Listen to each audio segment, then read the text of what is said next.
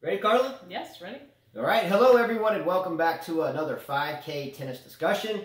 Here we are still very early on in March, and we are already on show number 36. Awesome. 36. 36. Let's go. Yeah. Come on. All right, so hopefully everyone is having a great week and a positive week, and we have a lot to talk about today. So we're going to jump right into today's show. You ready to go? I'm ready. Come on. Let's go. I'm a little congested. It's springtime here in Dauphin Island, Alabama, and the yellow pollen is flying. So if I talk a little muted, it's because of the wonderful yellow pollen that helps nature. All right, let's go. That's great. I love spring. I do too. Mm-hmm. Summer is approaching. All right, so let's jump right into today's show. So on today's show, real quickly, I want to touch on the tennis racket giveaway for Indian Wells. I'll put a link above from our previous show, show number 35. And at the beginning, we discuss at length the rules and what you need to do to qualify for our tennis racket giveaway for Indian Wells. So if you're interested in winning one of two of our pre-owned used rackets, but freshly strung, then please click that link and you can check it out right there. All right, so moving forward, we're going to have on today's show Acapulco with the likes of Kyrgios winning that. Wow. Okay. Mm-hmm. We're going to have Federer winning his 100th title in Dubai, which is a big deal for me, as you all know. If you watch this channel, I'm a big-time Federer fan. I am a fan of all and a fan of Djokovic here, but Federer is my guy, and I'm happy to see him win his 100th title, and we'll touch on the greatest of all-time debate one more time. The GOAT. The GOAT. Let's go. Come on. He's been out of the news for so long, losing, at the past 3 majors in a row in kind of an odd way. Yeah. But now he's back in the news. I mean, we've got him in the news, and Nadal was in the news a few days ago, and you got Djokovic enjoying family vacation. Absolutely. Yeah. Should be a nice Indian Wells tournament, and we'll talk about that as well. Yes. We're going to talk about the Brazil Open. Mm-hmm. We're also going to talk about the Oracle Challenger Series. Okay. And Indian Wells. And then we're going to discuss, Indian Wells and what our schedule will be like for the upcoming just less than 2 weeks. Yes. All right. So, Carla, let's jump right in. Let's start with Acapulco, and let's start with Kyrgios' road to his title. Okay. Well, Nick Kyrgios, as we know, defeated last night Alexander Zverev, the number 2 seed from Germany, pretty easily. 6-3, 6-4. These guys have faced each other quite a bit. In order for him to win this title, which I think is 500 points, he had to go through Rafael Nadal, the number 1 seed of the tournament. He beat him, lost the first set 3-6, then won 7-6, 7-6. What did you think of this match? Well, we watched that match, every ball strike of that match. And I remember when we were writing notes for this show just after we finished our last show, knowing we would be doing it today, I had a bunch of notes written down where I wrote, Kyrgios looks awful, here we go. He looks maybe even a little bit out of shape. He seemed to be sick. But it looks like it ended up not being necessarily theatrical. I think it may have been 50% melodrama. Mm-hmm. And then the other 50%, he had the actual fight to get through that match. I thought it was a really epic match. By the way, Carla is Spanish, obviously, and she speaks fluent Spanish. I disagree with the mainstream media on the slandering of Nadal's speech or interview afterwards. He did not say anything bad if you translate the language out properly. Carl, you want to talk about that? Well, he said in English, and it was quoted, Nadal saying, I think he's a good boy, but he lacks a bit of respect for the crowd, the rival, and himself as well. I mean, he said it in Spanish that he thinks Nick Kyrgios is a good guy, but he is right what he said, that he does lack respect for the sport. He lacks respect for the players. He lacks respect for the crowd. I mean, I've never heard a guy curse so much at a trainer, at the crowd. The way he acts, he's all injured like this. He puts the towel in his mouth. The way he dresses, the way he acts, he's disrespectful. If anyone disagrees, I don't know what they're seeing. He talks about women. He makes gestures. I mean, every player that he's played, including Stan Wawrinka, he had something to say about his girl. I mean, he's a bad boy, and he said it in a nice way that he could be a better champion. You mean, he could you mean Nadal said it? Nadal said it in a better. He said it in a nice way. He could be a Grand Slam champion. Kyrgios could be a top 3 guy easily. Well, yeah, he proved that. Now remember, Kyrgios, if I remember correctly, made it to number 13 in the world, and went through his ups and downs. I guess about 60% of me, maybe even more, I understand where Kyrgios come from. That's just him. And who are we to shame or not shame anyone for what they do? I mean, after all, it's 2019. When we wake up in the morning to read the news, we read about the craziest, most brutal things that one could ever imagine. Every morning when we get up, and we make such a big deal about Kyrgios. Now, for me, I've been a fan on this show, talked about him for a while, and then sometimes he does his things, and I have to take a step back, and I kind of give him a hard time. But he did show, once again, here in Acapulco, that he can definitely beat the best. He beat Wawrinka, a Grand Slam champion, 3 times. Wawrinka. He beat him. Beats Federer like nothing. Yeah, he beat Wawrinka in 3 sets, and that was an epic match. That was 7-5, 6-7, 6-4. I mean, I like Nick Kyrgios, don't get me wrong. The fact that he's a bad boy, I mean, I wish he could change some things about himself. Some of the stuff, like on that match, he fell with Stan Wawrinka. He fell, right? And he cut his hand He cut his hand, so the trainer comes to the court and tries to put some powder, tries to, you make it feel better for him, and he's telling him, he was telling him, what do they expect me to play like this, bro? What do they want? Why are they booing me, bro? This is insane, bro. But come on. Now, we watched the match, and because it was live, there was a lot of really disrespectful words, colorful words. He was bleeping at the trainer. So, I'm like, really? So look, again, I think a lot of it is, there's an old saying that there's no such thing as negative publicity, because if you get it, you're selling.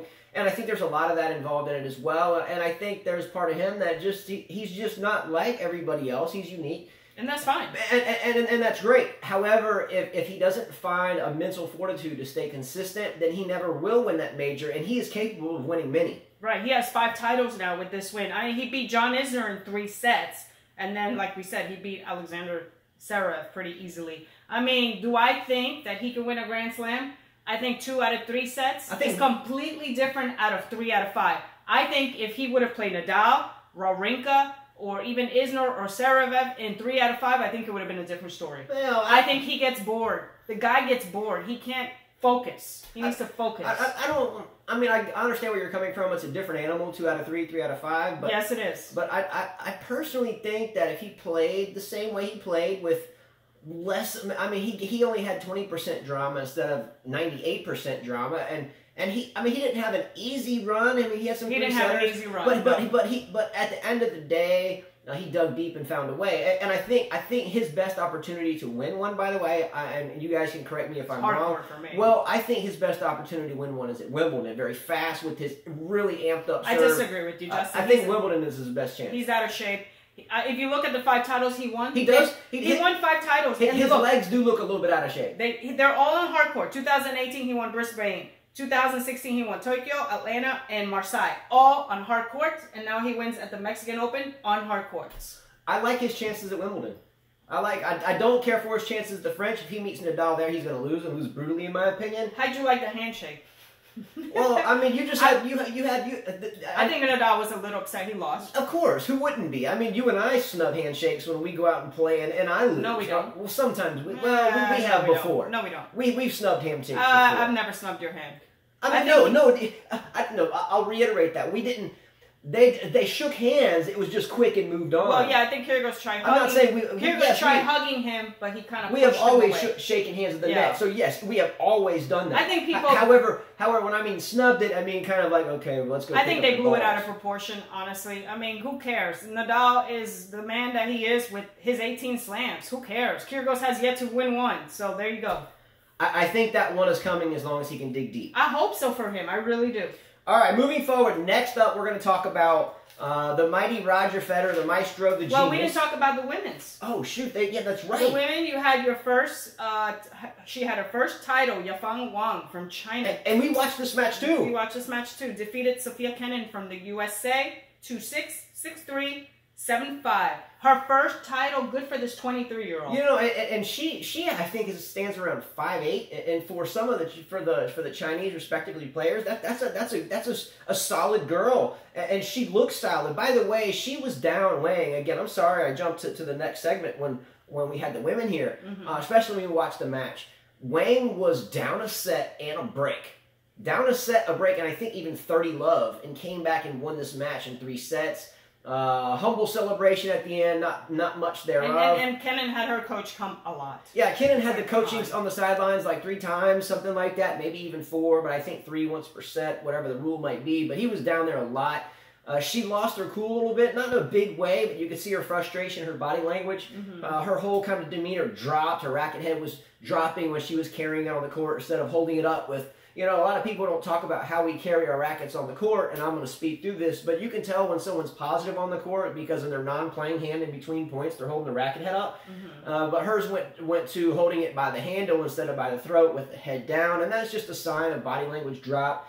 If you're a tennis player, you look for things like this when someone loses their energy, and that's when Wang started to capitalize. So I think... Good for her. She has the first title. Yeah. I mean, she beat Donna Vekic from Croatia. And that's a big win. She beat Haddad Mai from Brazil, who beat... who did Haddad beat? She beat a top player. Oh, she beat... who did she beat? Haddad beat somebody... Was it Bencic? No, it was not Bencic. Was it Sloane Stephens? In the first round. In the first round, yeah, good call. And Monica Puig, she beat from Puerto Rico. So, yeah, so good wins for her. Yeah, definitely. So we'll see what happens. Sloane Stephens, that was a really odd match when she beat her. Still looks out of shape. Yeah, she's got some honing in to do. Yeah. Also, the Mexican Open had doubles, men's doubles.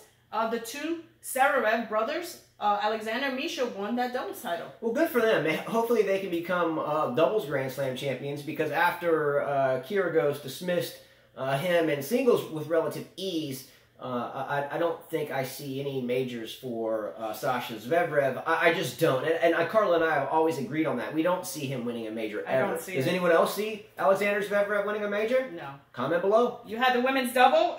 You had Sasai Zhang from China and Victoria Azarenka from Belarus won the women's doubles titles at the Mexican Open. That's awesome for them. Yeah. Belarus. And Azarenka, by the way, she looks back in shape. She looks better than she did before. Yeah, she definitely looks like... I know we had the Azarenka of years ago. She was more thick, borderline out of shape looking. Grunt was equally as strong now as it was then. But she looks more physically fit as a tennis player. She might need to add a little bit more muscles there. And she's fine. Top. She actually had a chance against Sofia Kenin. She had a chance. If Kenin would have played the way she did against Wang, at least in the second and third sets, then the Azarenka might have been in that final. Good man. All right.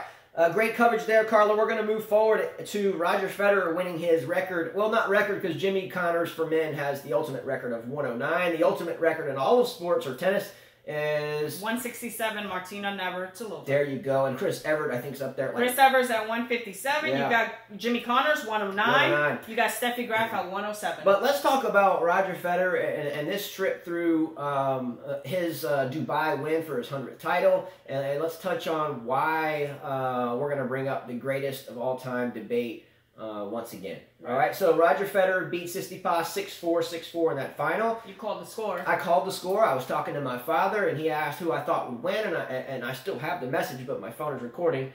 But I said Roger will win for 2 reasons. Number 1, revenge. Number 2, obviously he wants this title. And yeah, I don't think revenge was, that... No, I think it was more that he wanted this title. Yeah. It was in a place that loves and adores him.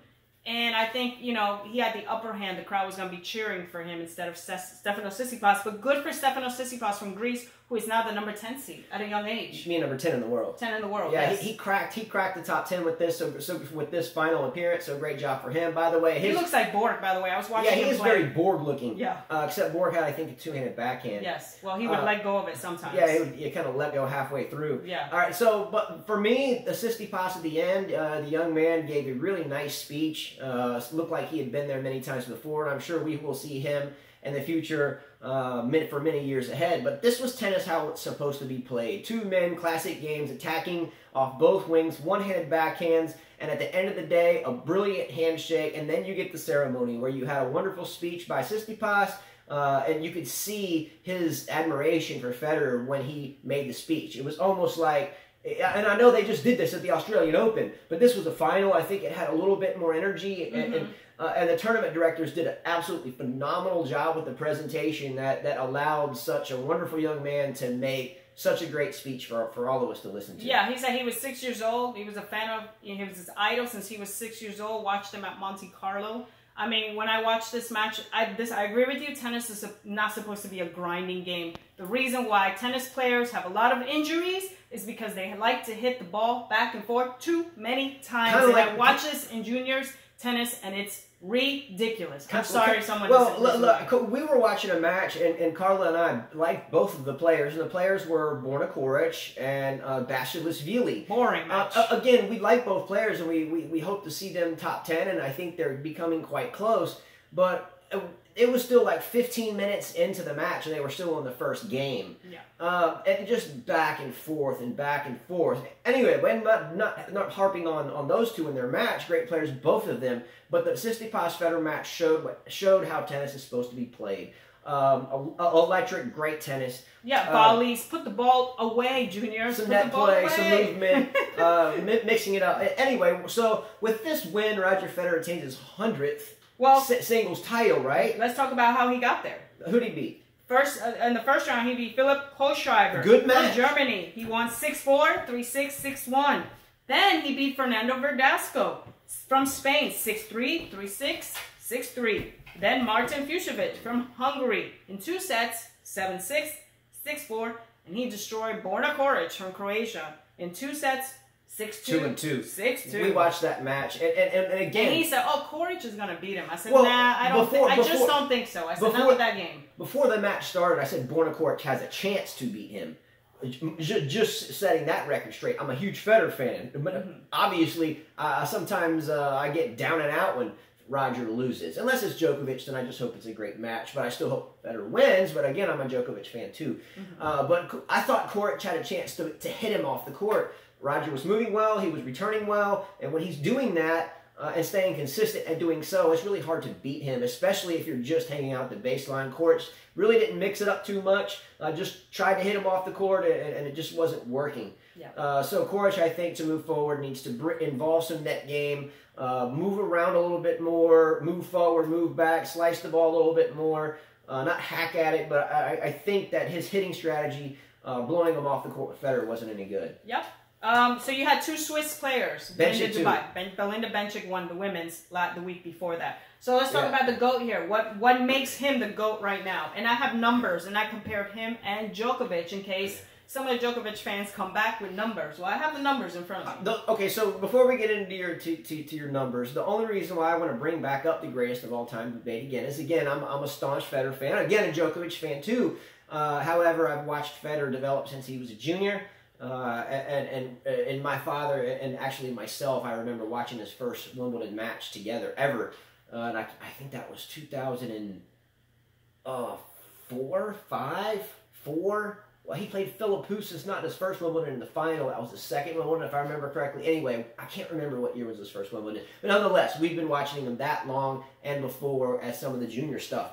But Novak Djokovic, respectively, too, has won the last 3 majors. Yeah, right? He has. So for almost a year, or maybe 7-8 months, he has been the focal point of tennis news because he has won the last 3. And he should be. He won the 3 slams. Yes. And I think because of Roger's really bad losses and his aging body at 37, it's kind of phased him out of the news, but and almost made him kind of written off or forgotten in a way. But here he goes and he wins, not even a huge title, but a good one, an ATP 500 in Dubai. And lo and behold, I think a lot of the mainstream media even forgot that he was searching for his 100th, or just forgot that. I think they forgot. Yeah. And then when he does it, oh man, the typical news or the typical tennis follower that may not breathe it, live it, study it every day like we all do here, including all of you, or you wouldn't be here in the first place, right? Right.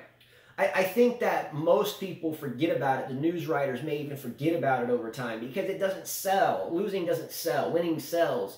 But here Federer goes and breaks a record for a 100th title. Carla, now that he has a 100th title, can we talk about maybe some of his overall feats that he has attained that some of us may have forgotten about. Well, his career record is 1,188 to 261. He has 20 slams, as we know, 6 Australians, 1 French, 8 Wimbledons, and 5 U.S. Opens. 6 tour finals, 1 gold medal in doubles, and 1 silver medal in singles. 3 Hopmans, and in 2014, he won the Davis Cup with his country. So those are just some of the things. Now we go to Novak Djokovic. Yeah, that's just again, we're not trying to play. I'm just doing numbers. Yeah, we're not trying. Again, please let me reiterate. So we know he has. We have a lot of Djokovic fans here, and I am one of them. We're not trying to. No, we're just comparing numbers. We're just comparing numbers. And I didn't even put Nadal, and I'm a Nadal fan. He's at 18. I didn't even put it. So again, it's just so we can level the playing field when we talk. Sometimes Carla and I get drilled for even mentioning. Yeah, everybody. I don't understand why fans get upset. If we all like the same player, then it would be boring. I mean, we have to like. Everybody has to like a different player. Yeah, I think we had someone the other day that mentioned. Are you blind? They said to me. Yeah, we won't get into any really? negativity of it, but again, we try to keep it positive here. Everything positive, or we just delete it because who needs it? Yeah. Kind of like smashing a racket. But we had a comment the other day, and the comment went something like they were watching like an older video.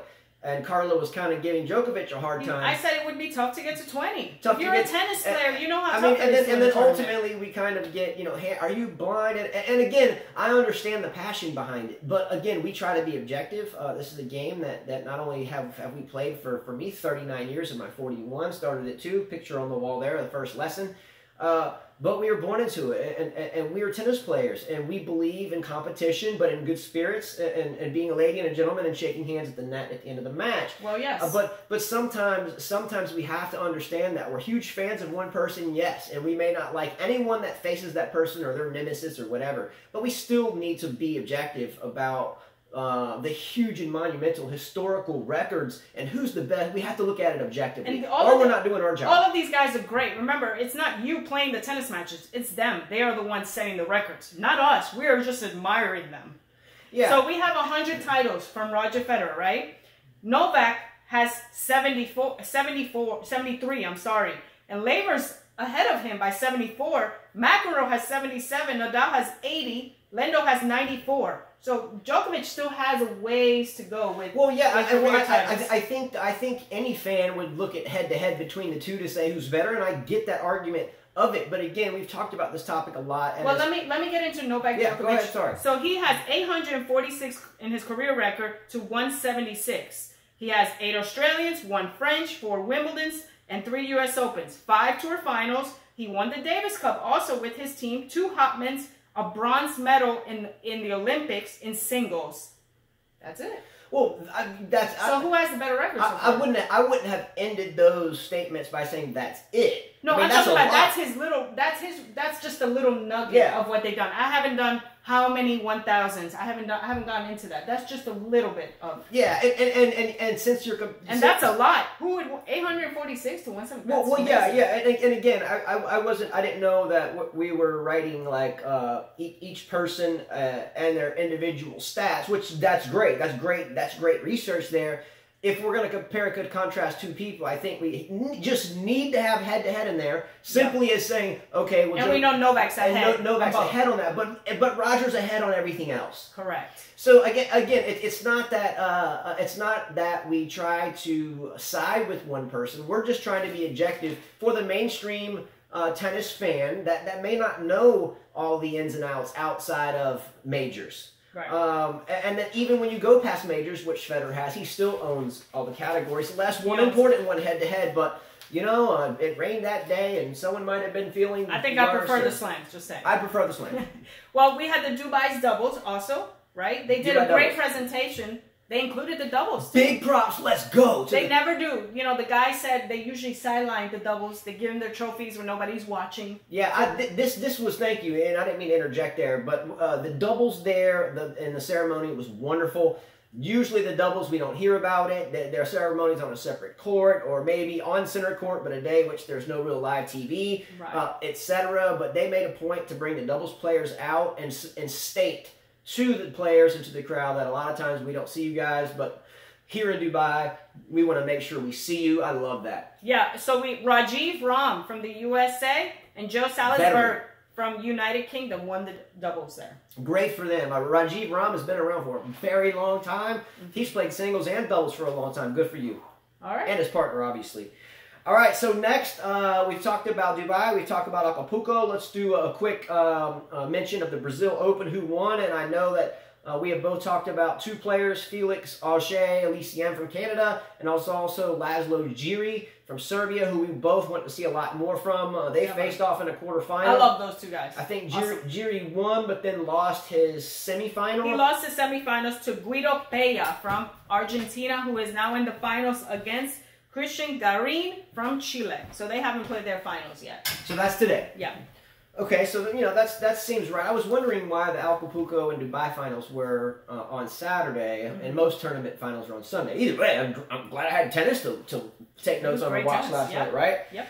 All right, moving forward real quickly to the Oracle Challenger Series. We're just bringing up some Challenger scores. I know in the news there has been a lot of talk about different organizations. I think ITA or ITF, one of the two. Yeah, and I enjoyed Janko Tipsarevic from Serbia. He did a video that was really touching about how can they do this to tennis. It is so hard to be a pro, and now they're making it tougher on the amateur. What she's relating to is that there's some organizations that are trying or may already have taken away any ATP point gains away from Challenger tournament wins. So let's say John Doe wins a Challenger tournament, whereas before you got some ATP ranking points.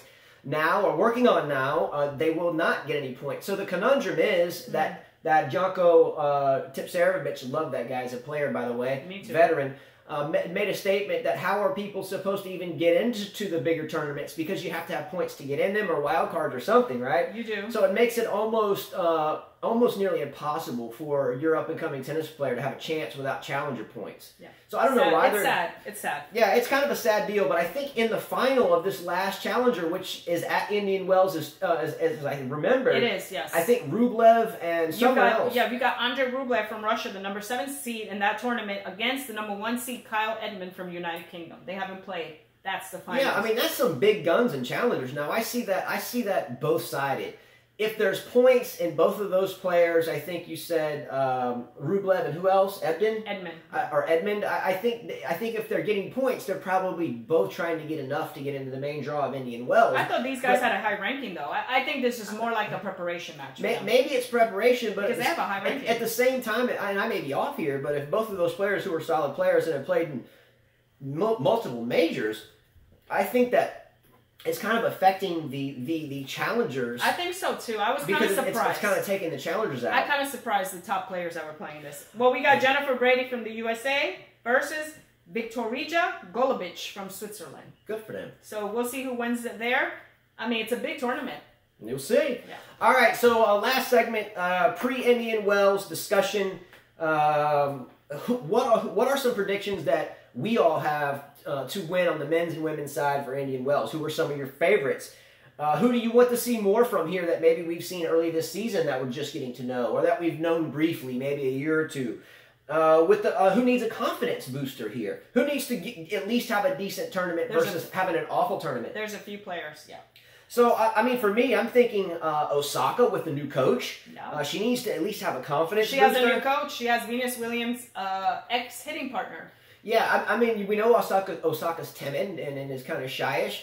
So I don't know how well another early loss will deal for her future. Now, I want to know she's won 2 majors. Yeah. Jeez, we all wish we would have even been entered in one, much less win 2. She's fine with the 2 majors. If she loses, I think Indian Wells should be fine. But I'd like to see how this pair matches up for Indian Wells, which I think she won last year. I hope that Borna Coric does something here. Again, I like Coric, but that one-sided game where that's all you do is just try to hit people off the court, eventually I'm going to have to jump off ship, but I still like Coric. I think this will be a good booster for Serena Williams also. I'd like to see what happens really with this Laszlo Djere guy here. I mean, he's jumping in with the big boys on a loaded tournament. How's he going to do? Yeah. How is Tsitsipas going to do? Can Tsitsipas come through and win 1,000? You think he can get through? He has one already, I think. Does he have an ATP 1000? Yeah, I thought he did. I'm not sure. Or I may be wrong. Maybe. I may be wrong. We might be off on that. I didn't know. No, he does not. He has 2 titles. They're 500s. I want to see what Felix Auger-Aliassime does here. I think he needs to go deep to build that next level of confidence. This girl Wang, the Chinese girl that just won Acapulco, right? Right. I'd like to see if she can continue to play the field. We have the young girl, I think 18-year-old Eni Misova. Yeah. The American girl got a wild card, right? And I'd like to see... Andreescu. You got Bianca Andreescu as well. Andreescu, yeah, the strong Canadian. She got a wild card. So I would like to see what happens with all the above players, including Azarenka. And I don't know if I mentioned Serena, but I want to see what Serena's going to do as well. Ultimately, who are your favorites? What are your comments? Who do you want to see more from? Who do you like? Who do you think needs to make sure they don't bail out too early or it might spell disaster? I think Kyrgios is one of those type players. Yeah, I think he needs to back up. This is a 1,000? It's a 1,000. Yeah, this is a big deal for him. I think Kyrgios needs to go deep, but we'll see what happens with that. All right, that's it, everyone. So real quickly, as we end the show, I want to read a quote. As I always like to do a quote of the day, and I came across this one this morning, so I'll read it. Here we go, real quickly. Remember, if you are not playing your heart out, someone else is. And when you meet him or her, he or she will win. Bravo on that one. I looked to see who wrote this. It came up in quotation marks, and all it said was, High School Tigers Anonymous. So whoever... the anonymous person is behind High School Tigers. Let's go! Come on! All right. Thank you for that quote, High School Tigers Anonymous. Lastly, the health tip of the day. I've talked about this, or we have talked about this before, and I have dealt with skin cancer, so I'm going to talk about it again as we approach spring and as we approach summer. Protect your skin from the sun. You should protect it year-round, but in the summertime, people they tend to venture out in the water more or the sun more. Sunscreen, wide-brim hats, long-sleeve shirts if you can handle it. The sun is not your friend. We need it for life, obviously, but it will beat you down. Protect yourself. Doesn't matter how you look out there on that beach in that bikini or with your shorts on or no shirt on. At the end of the day, you'll look much better with at least a wide-brim hat on and heavy sunscreen. So don't forget the power of the sun. Believe me, you'll thank me later. All right, so have a great day, everyone. We will see you tomorrow for our then daily coverage of Indian Wells, which we can't wait for. So Carla and myself will be printing draws out and reviewing those draws, filling out our brackets, and we should have that presentable for you all tomorrow. All right, let's go. Again, we have 5 kids, so sometimes things come up, but we do plan to do We'll do it every day. We plan to do it every day starting tomorrow. So click like below. Please subscribe to our channel. Please, we have goals we want to make so we can continue to do this and not have to necessarily give it up in the not too distant future. We enjoy it, and thanks all of you. Without you, we don't have much of anything. Thanks so much once again, and we will see you tomorrow beginning daily. And the lovely Carla always says, Adios.